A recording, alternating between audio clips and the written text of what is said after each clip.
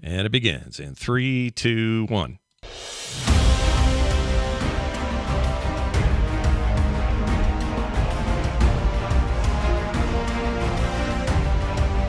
Fantastic Pixel Castle and Frog Pants Studios presents Word on the Street with Greg Street and Scott Johnson.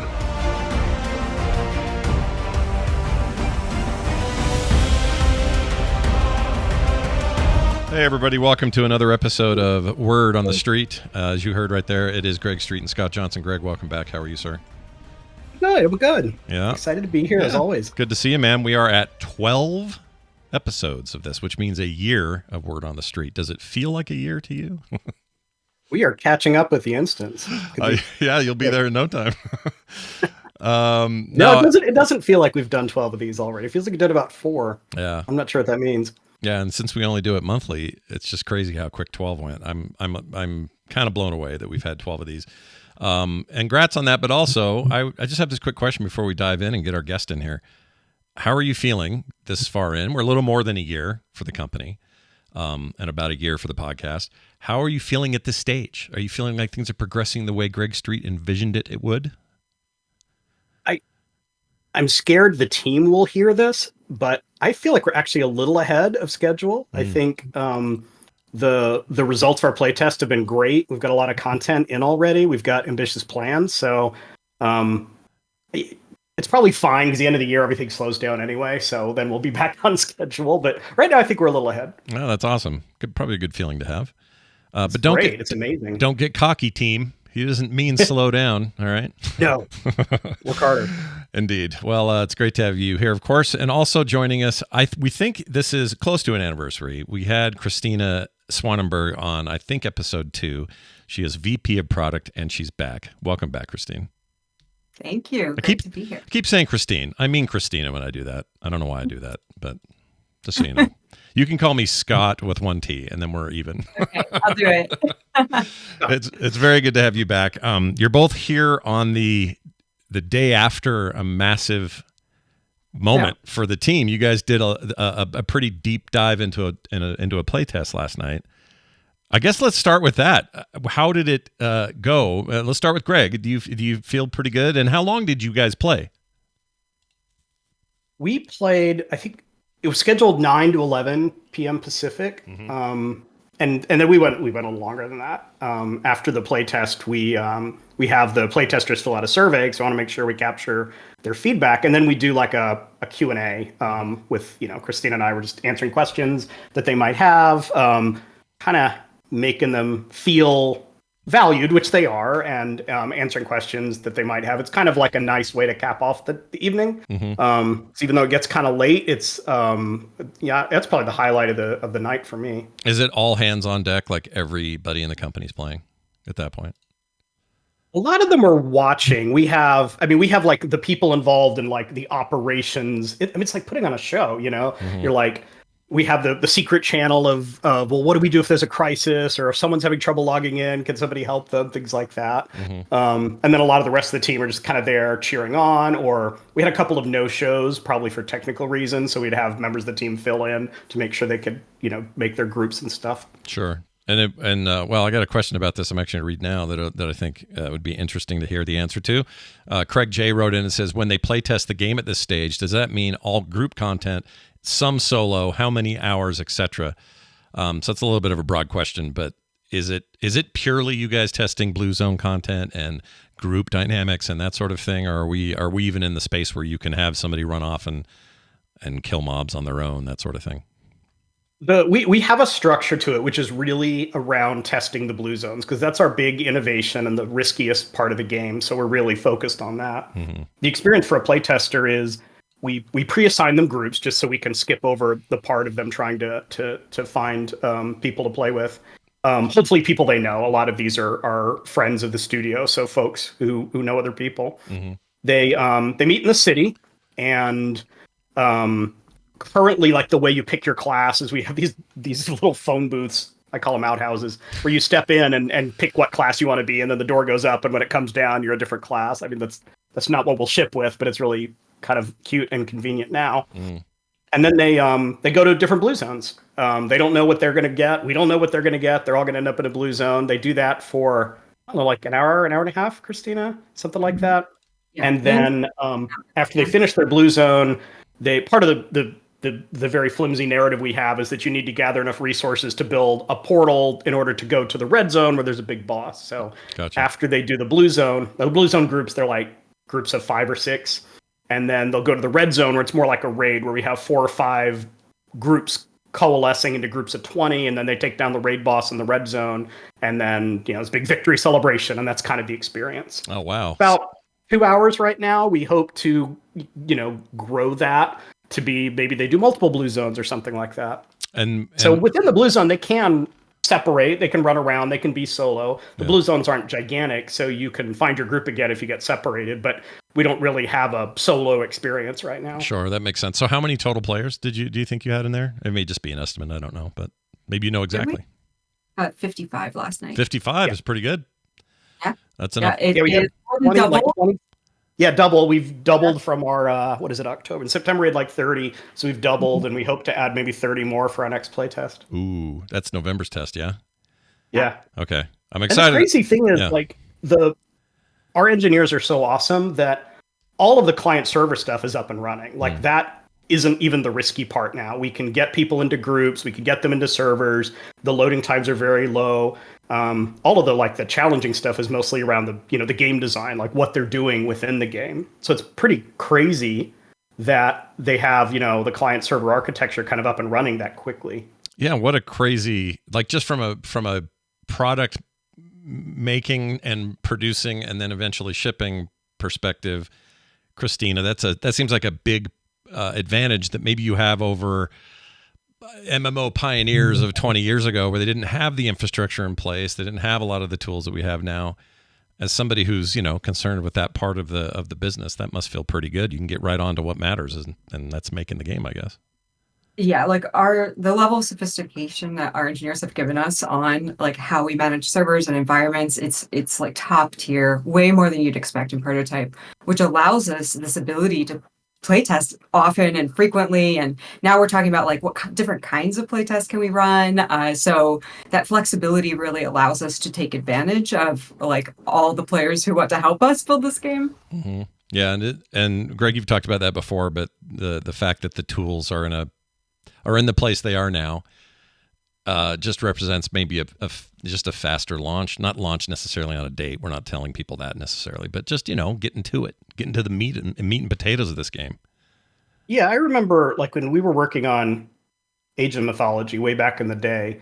It was 2 years before we could even get into the engine. It just took the engineers that long to build the engine before we could start. Right. And now there was no question that we're gonna be a client server. We're gonna use Unreal as the client. That allows us to kind of get in and start putting stuff in the game immediately, because you have all these marketplace assets. Unreal comes with built-in stuff like the concept of a character who can run around and fight and do stuff like that. So that part's been really quick. Yeah, I played a little of that the remaster of Age of Mythology, and I thought of you. I wanted you to know about that.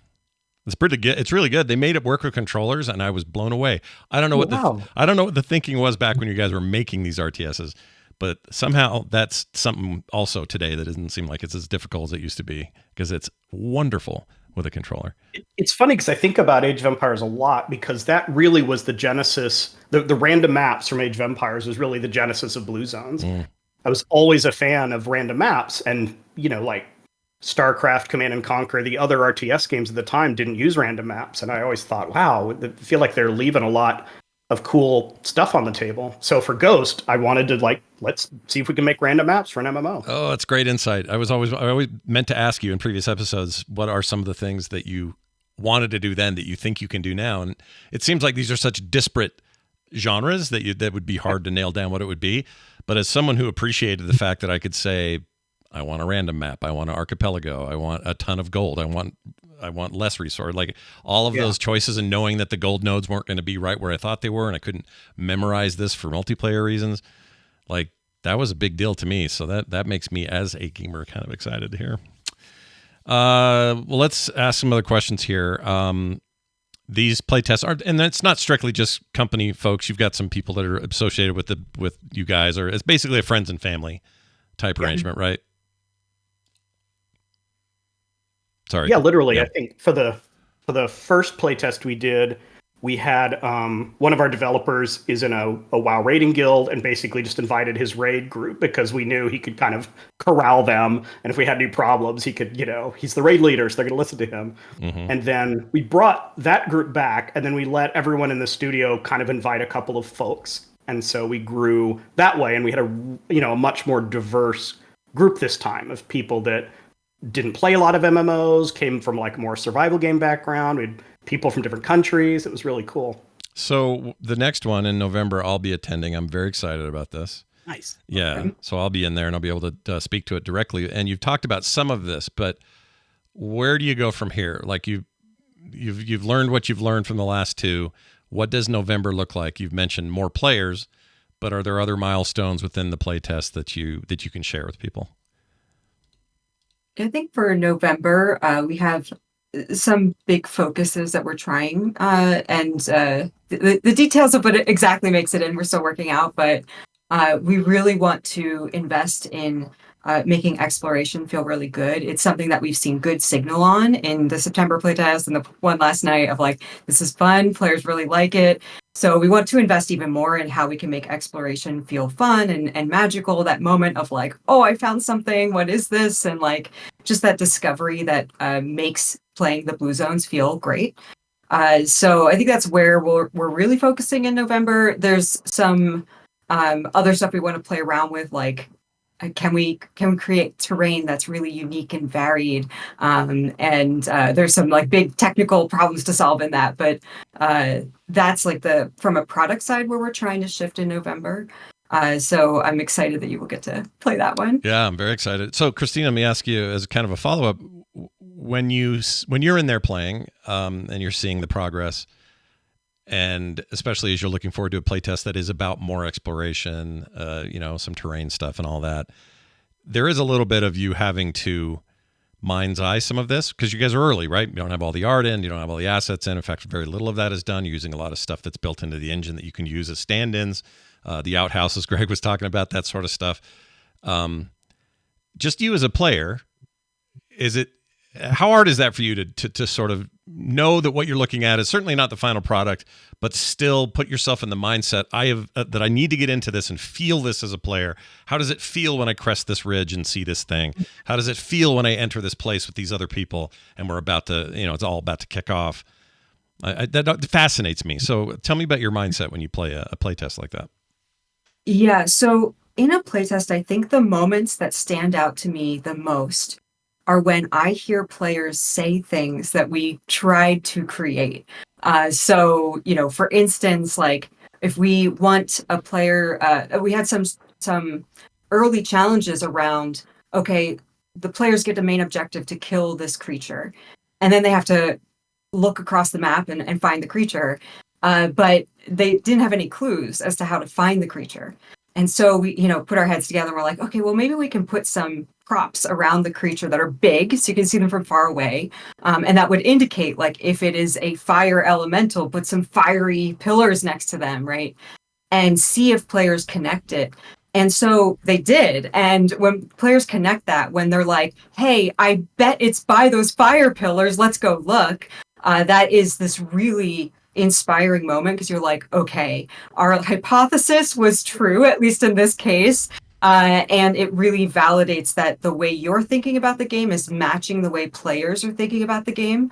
And so that gives you a lot of like confidence and just validation that you're onto something and keep going that direction, right? And I assume that informs the artists, informs content designers, informs terrain creation. Like you guys get that feedback. I mean, it's the point of the playtest, I guess. You get this kind of feedback and then that trickles down to the individuals / departments and they know what to do with that information. Are you guys, either of you can answer this, you guys happy with that part of the process, that particular portion of the pipeline?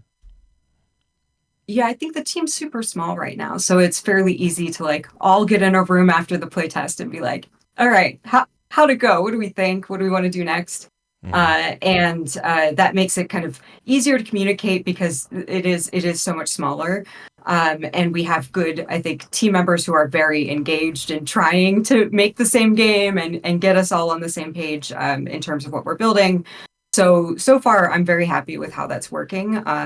And, we haven't made it easiest for ourselves because we're global and fully remote. So there's some hard modes we're engaging in. But I think the team is super passionate about making this game. So that helps a lot.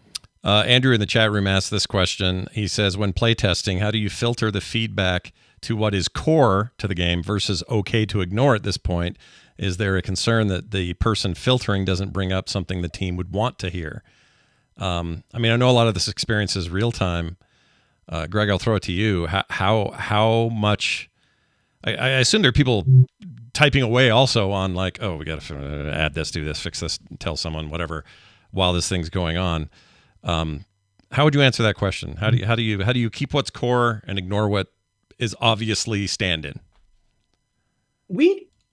I think our whole team worried about this a lot when we first started playtesting, because normally you don't ask people to playtest your game this early on. We thought we were going to have a really long list of okay, don't comment on the art, 'cause that's not our art. Don't comment on the combat, 'cause that's not far enough along yet. But I felt like our playtesters really kind of understood what it was we were looking for feedback on. And so I don't think we got anything about the art, or no one said, oh, there's no music in yet. Yeah, we're not ready for that. That's not important yet. So I think we did get a lot of feedback on what we were looking for, which was the are blue zones a good addition to the MMO genre? Now, personally, that's because we have a survey and we ask the kind of questions we want to ask. So we do steer them in that direction a little bit. Mm-hmm. That makes sense. Kristina, when you're working on this product, someone in the chat had a great question that I think feeds right into probably something you have to oversee. It says probably a little early. Let's see, where is it? I lost it. Oh, here it is. Bruce says, are we too early to see a tentative roadmap for the game's development aspect? How does roadmap. How does that come together? Like roadmaps seem, I don't know when those get done. I follow a lot of games that are either in early access or sometimes haven't released anything at all, and they kind of have some semblance of a roadmap. But are we too early for that with you guys? I think roadmaps, you have them in all phases of development. Everybody does it a little bit differently, right?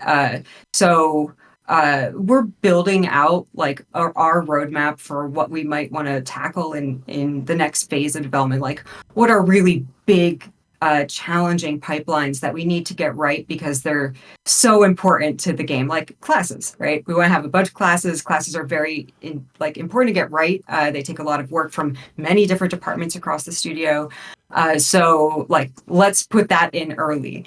In terms of seeing that full roadmap, the roadmap changes around a lot, and it's mostly when you first build the roadmap, it's a guess. And it's an educated guess, but you are building it with accuracy over time with the team. And so it's less that a roadmap is the source of truth and more that it's a plan that you adjust as you learn. That makes sense. Let me ask you this. Obviously, there are people who are not in the company playing. When can someone expect to... I don't know how to ask this, because what I'm not saying is, when can the general public join your playtest? That's not what I mean. But as your playtests grow, how are you selecting people to be in? Are they coming to you and saying, hey, Greg, hey, Kristina, hey, everybody, we'd sure like to be in your game? Or are you guys being very selective about who you're letting in? Right now, it's pretty selective. So they're all, friends and family or connected to us somehow. But we're going to end this year kind of with a sample of 100 playtesters or so, maybe a little bit above that. And the plan after that is to scale to thousands. And so we'll have to move beyond the I know this person, so they can come into the playtest. And we're figuring out the logistics and exact details of how we do that. But certainly we want to make sure that we can touch a broad amount of the audience and types of players for MMOs. The thing that I want to just put in everybody's mind is that while we want to scale up from 100 to thousands, there still will be players who probably want to play early and can't, because you can quickly hit that cap. But we're hopeful that we can get many more people in than we have now. Well, I'm so looking forward to it. I can't wait. It's a whole month. It's I gotta also wait. a challenge of we don't want to burn through available playtesters. And it may seem early on like, oh, there's millions of people out there who would playtest. But the reality is you get some folks who play for a few hours and then they're kind of like, okay, this is cool. I've seen it. Thank you. I look forward to the game coming out. Right. We're like, but wait, we need you to come back. We need you to test all this other stuff. Like, we need you to test the end game. Had people get to level 8 or 9 in the playtest last night, and that was pretty accelerated. So we want to make sure there's a steady inflow of new players coming in so that we don't like churn through all of our playtesters so quickly and then we're begging people to come play the game. Might be a silly Which, by the way, I mean, that was my experience even on League and Warcraft. It's not like something unique to Ghost. Oh, for sure. I think even I can tell you from experience that I always get added to the beta playtests for World of Warcraft and various other MMOs. And I always check in. I always get in there and go, all right, how are we looking? And then I get out because I don't want to spoil it for the game's release. So you are kind of talking about a different kind of player here. Not necessarily a non-regular MMO player, but people who want to contribute to the growth of the build. Like they don't want to just show up, when it's all done and finished, like a lot of players do. So I'm sure that's a bit of a balance, trying to find the right people for that. If you could name something from these playtests or this one in particular, is there anything that really surprised you? We'll start with Greg. I want to go to Kristina. Was there anything like that cropped up? You were like, oh, crap, or oh, great, or whatever your reaction was. Was there anything like that yesterday or last night? Trying to think. I don't think there was anything. Oh crap! Just because people are kind of on their best behavior. Faye posted, I think, already on our Twitter account, a player pasted in the entire script of the B movie as their character name. Okay.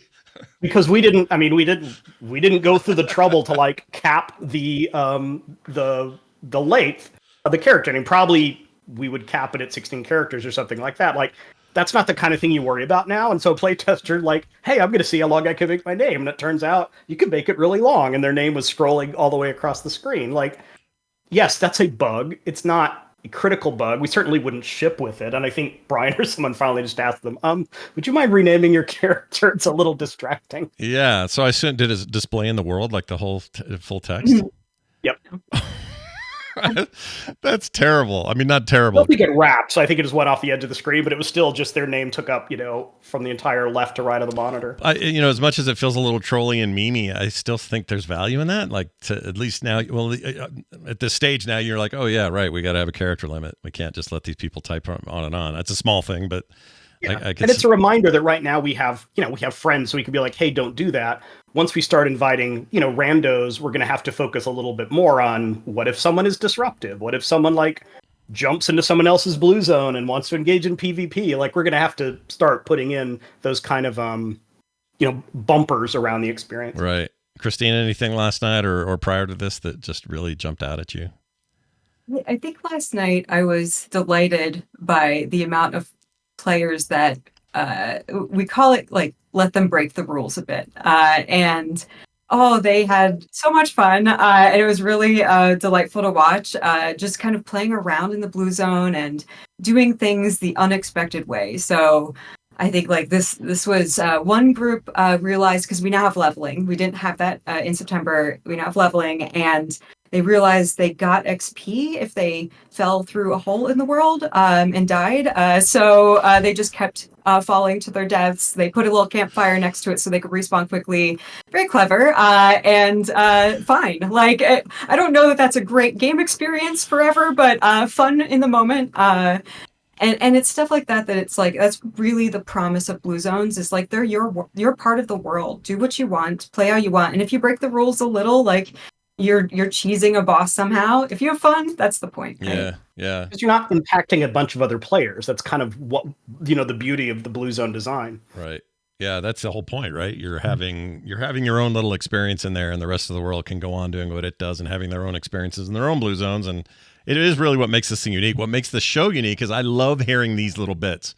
I know fans will too, but this idea that people learned how to exploit an XP bug where you could fall through the world and get XP is such classic, like, even live MMOs, they have some weird thing. Well, if you hide behind this rock and shoot this dinosaur 50 times, he'll never die and you'll just keep getting gold from it, or whatever it is. and they have to patch it out. You guys clearly will not have a hole where people get infinite XP for jumping into it, but hearing that process, I think it's good for us as gamers to know that this isn't just wham bam, here's a game ready to go day one. Like it never will work like that. And here's another good story I just remembered is we try to put a lot of verticality in the maps because that's fun. And then one of the things players can do is build, I don't know what the fiction will be in the final game, but right now they're jump pads and bridges and ladders and things like that.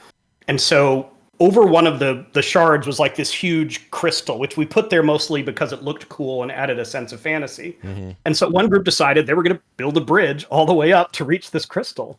And they did that. And they got to the crystal. And of course, there's nothing there. And that was very disappointing. They're like, oh, we went through all that effort. And again, this is something we knew intuitively, that if you put a mountain in the game and people climb the mountain, they're going to want to find something. If there's a waterfall and they look behind it, they're like, where's my treasure? So that's just a good reminder that if people put the effort to explore, they're going to want to feel rewarded for that. And they're going to stop doing it if they feel like they're not getting rewarded for it. But you haven't hit anything in these play tests where you went, we got a roadblock that's going to put us back 2 weeks in development or anything like that. You guys, it sounds like you've been, how do I put this? Like there's going to be bugs, but you're not like, showstopper. Everybody log out. We got to, solve this problem. Maybe those are still in your future, but not yet. It sounds like that must be comforting. Yeah, we get some, every playtest you get a bunch of feedback, and then it's basically going through the feedback and prioritizing it. Like, do we address this now? Do we address it later? And there's always some stuff that you thought like, oh, we can probably address this later, that you might pull forward given how players are responding. Like, for instance, combat, it's nowhere near final state, right? But you still want some things to feel right or players to understand them, and you don't want them to detract from their overall experience. So I think like targeting is a good example here, where it was in a state that was okay. We as a team were like, yeah, that it's fine. We know we have a lot more polished work to do. We'll get to that later.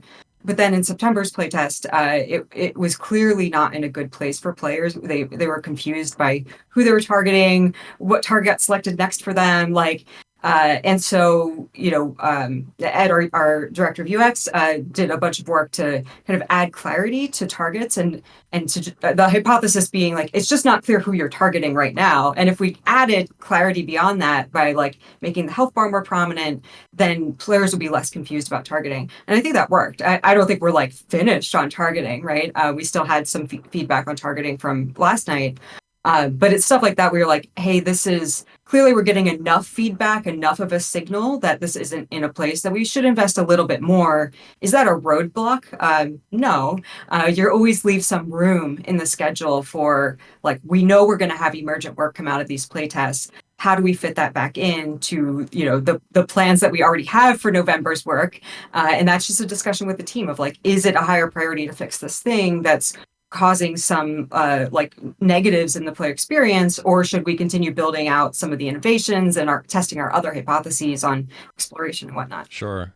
Are any plans now or in the future playtests? I guess they'd have to be because there isn't one till November, but any plans to stream any of this content? I got a couple of texts about that prior to the show saying, when do I get to see things in action? And to me, it just seems sensible to say, well, we're at such an early stage that it's not ready for that sort of primetime look, but maybe I'm wrong and I don't want to assume things. So, Kristina, I'll ask you, any plans for showing off any of this playtest process to the general public, either in VOD form or live form? So for now, I think we're sticking with what we share in our milestone blogs, and that is not exactly streaming. It's not happening at the moment. It's not a lot of gameplay. Greg, I don't know if we have any other plans for this year that we want to share. We're thinking about some stuff, but nothing we've committed to. We are working on a gameplay video that we will share with the world. TBD when we feel like that's ready to launch, but it'll have our stand-in art and stuff like that. Mm-hmm. I would love to get to the point where we let people stream pretty quickly. Again, I don't know if it'll be 2024 or not.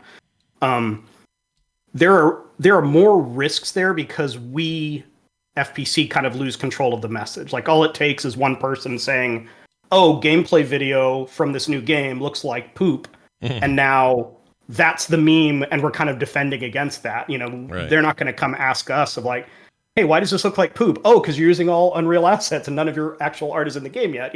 Right. We can explain that to playtesters. It's harder to say that to like random person watching TikTok or whatever. Oh, I remember a few months ago, you guys were not hesitant, but I could tell that there was some trepidation about what you did show with some screenshots, and there was also a bunch of really cool concept art and other stuff you showed during that post. But some of that was like, yep, here's the stand-in character model that you pulled from Unreal, and we know this looks like crap. You did a lot of preface stuff to make sure people understood sort of what, this is not anything close to final or even alpha or any of that. So know that going in.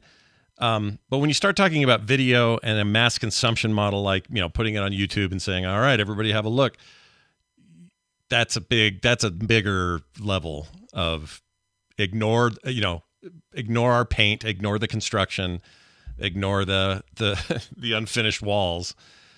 Yeah. Only focus on, these core concepts or whatever. Telling everybody to do that is one thing. Having them actually do that in today's sort of streamer media market is very different.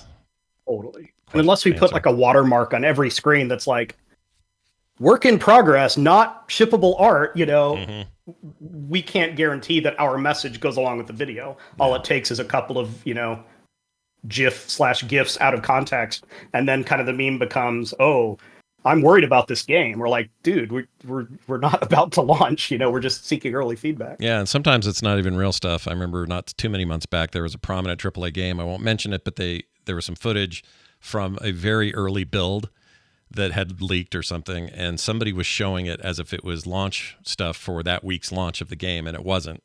It wasn't even close. But it kind of, at that point, didn't matter. If enough eyeballs believe it, then they just run with it. So I almost worry you guys would have to, like, not just, it couldn't just even be like a bold header at the bottom of every video saying, this is early, blah, blah, whatever.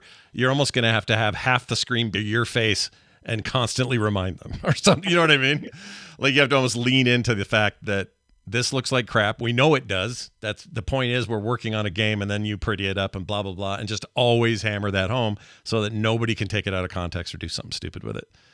And I don't know why. The hope is, we're developing a community right now. We have 60 playtesters. Hopefully soon we'll have a few hundred, and then there will be advocates out there who could be like, dude, they said that's none of their art, and it doesn't have to be Kristina and I and Faye out there reinforcing the message. We have a lot of other people who can help carry that. Yeah. I mean, you guys are already pushing the envelope on this front because nobody else is doing this. Nobody else has a bunch of pre-conversation about what you're doing, in-process conversations. The screens you did show, I don't know, that just seemed daring is a word I would use for it. So maybe the narrative will change because of this, and you guys will be at the forefront of that. I mean, I hope so, because I love the transparency, and I think that our audience does. I know the people in the chat, they talk about it all the time when we're doing the live stream and outside. So I think it's the right thing. Yeah. We'd much rather share work in progress gameplay video than make some kind of like marketing asset with blur or that isn't, it's just a cinematic. It isn't, yes, it's our world, but it's not the game at all. I feel like players are pretty cynical at this stage, and they would just be like, well, we don't care about this, show us the game. So that's what we're focused on. They're looking for a weakness, and they like to exploit it. I kind of hate where that culture's at, but I feel like this will help combat it, and I really like that you guys are doing it. We had a lot of chatter in the chat about how long, once you get your gameplay systems where you want them, I assume some of this will happen, parallel work will happen, but it's not like you're going to do all of this with stand-in art, and then suddenly there'll be a day where you go, you know what? We've nailed the gameplay. Bring in the artists. Bring in the animators. Like, it doesn't work that way, obviously. But is there like a sea change moment where you're like, all right, now we go hard to the paint on this stuff? Whereas right now it's a little bit of it's in a holding pattern, I guess. And that may be completely up in the air, dumb take by me as a perception. But I'm curious, like, Kristina, what is that? I use the word pipeline a lot, but what does that pipeline look like in the long run, and how far are you from being able to show us those things as opposed to just gameplay? Yeah, so we are working right now on what we call a beautiful corner. So it's a part of the game where artists are working hard to express our visual style. And that helps us forever build all the rest of our assets and everything in the game, right? And make sure it has this look that is the right vibe and the right tone, and can do all the gameplay things that we need as well. So we're working on that now. I expect that will, take a couple months for us to finish out and be really happy with. But once we have that, then you can start to say like, oh, okay, well now we know how flowers need to look in the game and how characters need to look in the game and how the players should look in the game. So now it's not that we can instantly like flip the switch, because sometimes we need content faster than we can make it at the high quality bar. So it will be a little bit of a gradual shift as you start to build out these pipelines.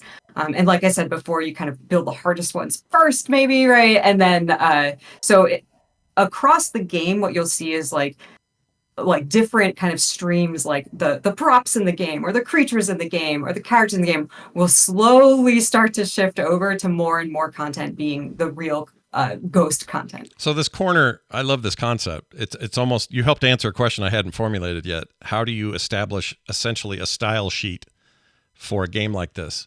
And I know sometimes a lot of that will have to do who your chief concept artist is, or I don't know, somebody's, Greg coming in saying, well, here's what I envision. And then, the right technical folks taking that vision and then making it agreeable to everybody. Yes, this matches Greg's vision. But I never really knew how to ask, well, where does that, how do you start? And it sounds like this beautiful corner, to quote you, is a great way to do that. Once that's done though, and you do show that to people, how do I put this? Are you worried that you now have a thing you have to stick to and you can never change it? Do you know what I mean? Like what if in a year somebody comes in, swoops in the art team and goes, well, we don't really like what he did. And you know what I mean? I don't know. I don't know if this is even a thing to worry about right now, but I'm very curious about it because styles and aesthetics and taste for said aesthetics changes, and gamers can get pretty picky. I know that. Do you think this beautiful corner will set your style sheet for the game, at least for its initial launch going forward? That's the goal, because art is very expensive to redo. Once you unleash this army of artists making creatures and trees and spell effects and everything, like pivoting that is a lot of throwaway work. So that's why we're being so deliberate about making sure we're confident in the direction before we kind of, call in the army to create it all. Right. Because there are a ton of considerations. It's not just what's a style that we like aesthetically. It is, will this style allow our classes and monsters to have all the combat animations we want to make combat interesting? Are we going to have a spell effect system that communicates to players kind of what's going on without overwhelming you when there's 30 players on screen all tossing down fireballs at the same time? Right. How do characters pop against the background? You can make the background so detailed that then you kind of lose the characters against that background.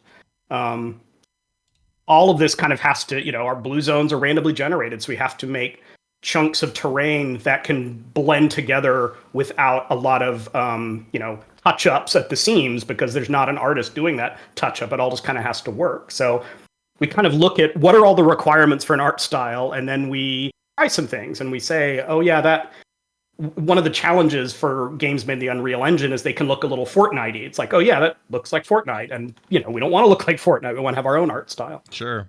I mean, I guess it would really take you out of the moment if I walked into a blue zone and a tree was, clipped into the side of a cliff or something, or, a lake was hovering 2 inches above where it should be. I'm sure those technical challenges exist, and you guys are, those are considerations.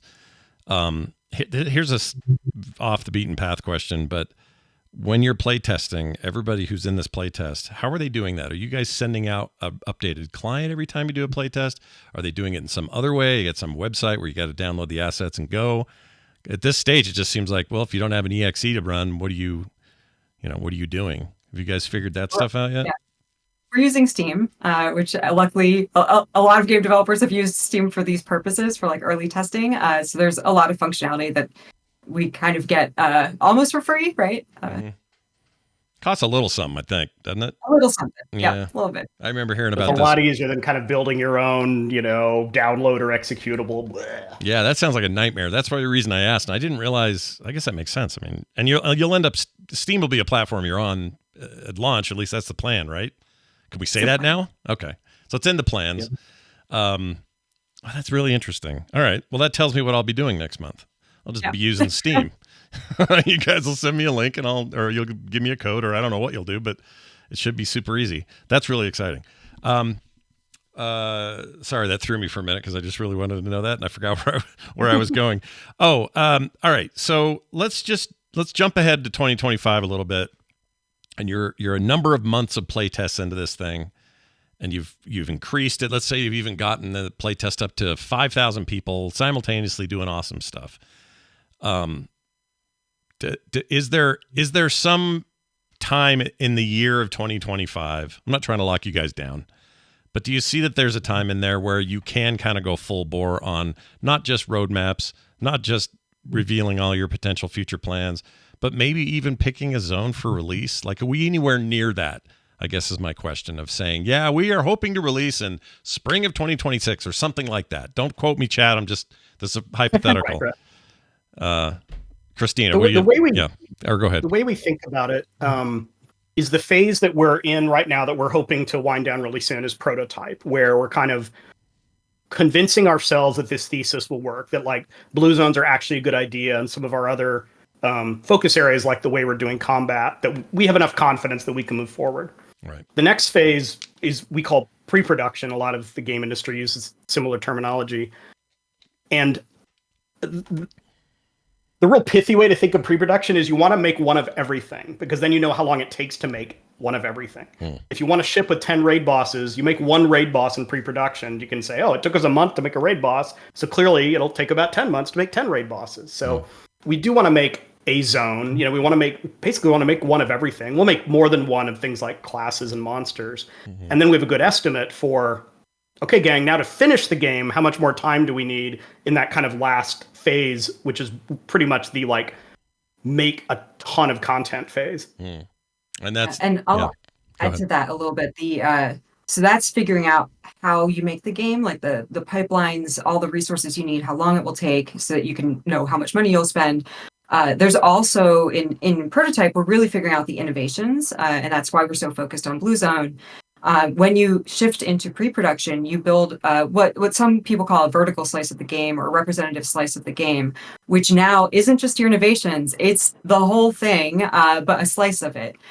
So for us, that might look like it's not leveling from 1 to max, but it's 10 of the levels or something, and all of the content that would drive you between different places on the map, or the city, right? So what we're looking at there is really the player experience of like, hey, now we've got a lot more of the systems of an MMO online. Is this all singing together? Is it creating that wonderful MMO experience that we're all chasing, right? And so I think pre-production becomes a balance of these two things, and hopefully the building one of everything, the building of the pipelines, feeds naturally into that vertical slice that you're building, which is helping you gain confidence around the overall thesis and vision of the game, because you're able to test like the full thing, right? You feel like the vertical slice or the chunk of game will be the starting experience? You probably don't have to, it's too early again for a lot of this, but probably not. We don't really like to start with the starting experience because it is so hard to build onboarding. And you want a lot of your systems more complete, and you really want to test it a lot by itself to make sure that it's really shining and players are understanding it.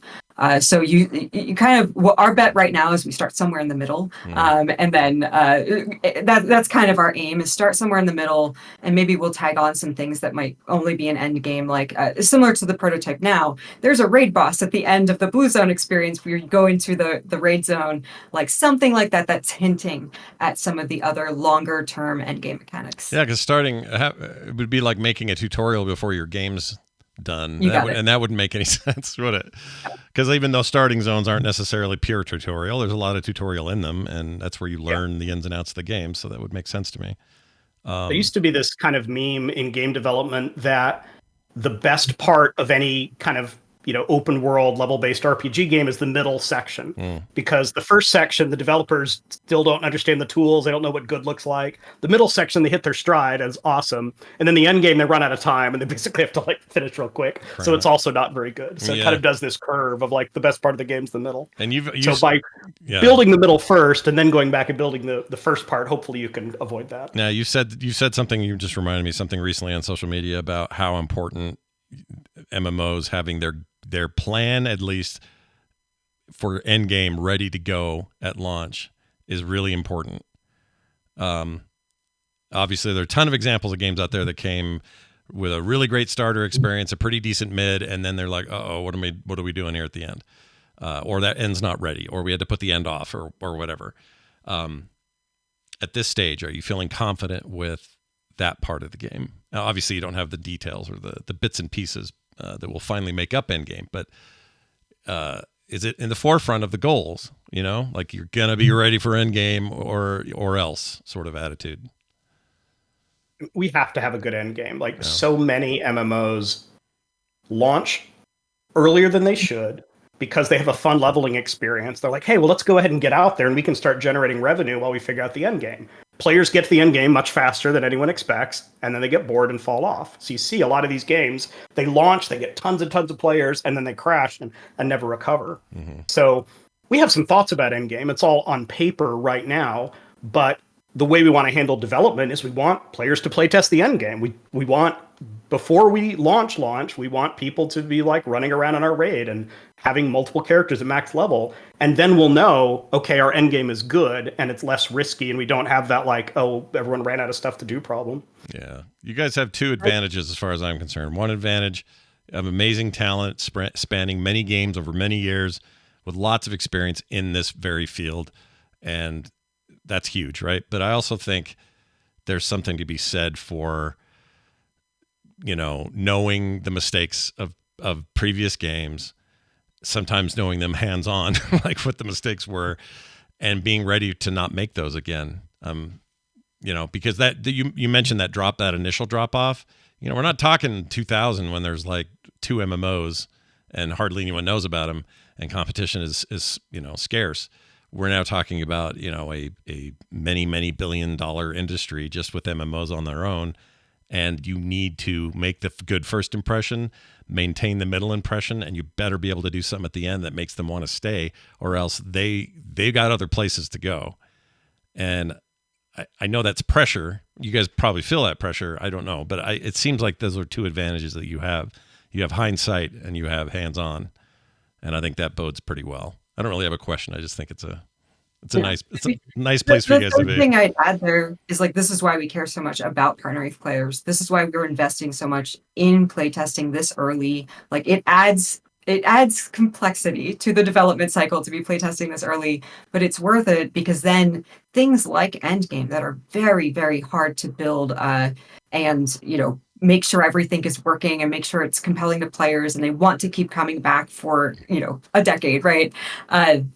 Playtesting is how we gain confidence and we know that we're on the right track.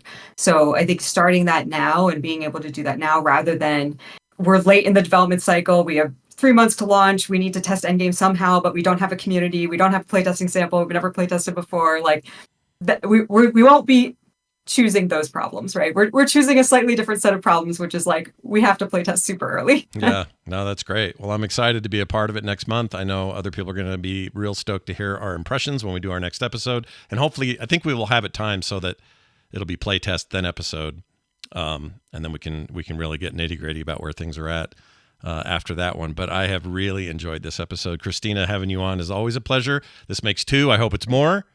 There will be. I hope so. I know what I wanted to ask you before I say our goodbyes to you, and that is there any class that you've played so far in the little outhouse class changer that you're like, oh, this will be my main when this game is fully playable? Well, our classes aren't fully our classes yet. So I would say I love our range class because I love the ult that we have. It's just very fun. But I am looking forward to some of the classes we've been concepting. So maybe we can share more on that soon. Nice. That'll come up soon. Greg, I've never asked you that either. Are you a melee guy or are you a range guy? What do you like? I tend to heal in MMOs that I play. I end up doing that a lot now as well. I'm really worried about how to make healing fun, and part of why we decided we're just going to have tab targeting is because it's hard to heal without that. Right. So I focus on that a lot just to make sure that if you have a game and you don't have anyone who wants to heal, you have a problem. Do you know how many players are going to be stoked to hear that there's a healer in charge of a game like this? Because they all, I mean, if I hear complaints from anyone during the instance or anything else that I'm doing in World of Warcraft or otherwise, it's that healers are expected to sacrifice themselves constantly for the betterment of others and are sometimes left having the least amount of other cool things to do. Or they're expected to be the best healer ever, and you better be somewhat decent on those DPS charts for what a healer can produce during a raid or whatever. And having somebody at the head of this thing who understands their plight, I think we just made a bunch of people happy hearing that, I hope. So we'll see. I know how to heal, and I know how to tank, and I worked on the plate classes at Blizzard a lot during my tenure there. And I tanked before I joined Blizzard. Once I joined Blizzard, I couldn't tank anymore because my guild was on a different time zone. Oh. DPS is my weakest area. Like, that's where I really have to rely on other designers to be like, what's fun about this? Or, are we making it work? But fortunately, I mean, I'm not in charge of class design for this game, so I don't have to worry about it, but I do play test it a lot. Yeah. Well, no pressure as to whoever that is. Well, it's great having you both on, of course. We'll be back next month with another episode, our 13th episode, lucky number 13. And I look forward to it greatly. We'll have that playtest under our belt, and we'll have a lot more to say. Thank you for listeners. Thank you, everybody at home. Thank you, chat, for all your great questions. Thanks to Faye being in the chat, answering questions as they've been coming up and that sort of thing.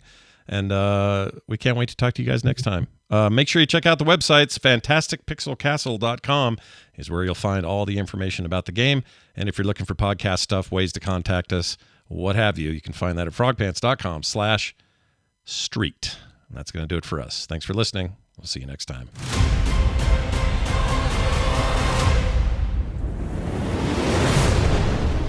This show is part of the Frog Pants Network. Yes. Get more at frogpants.com.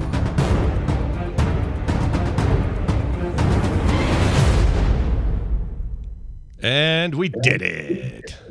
Good job, everybody.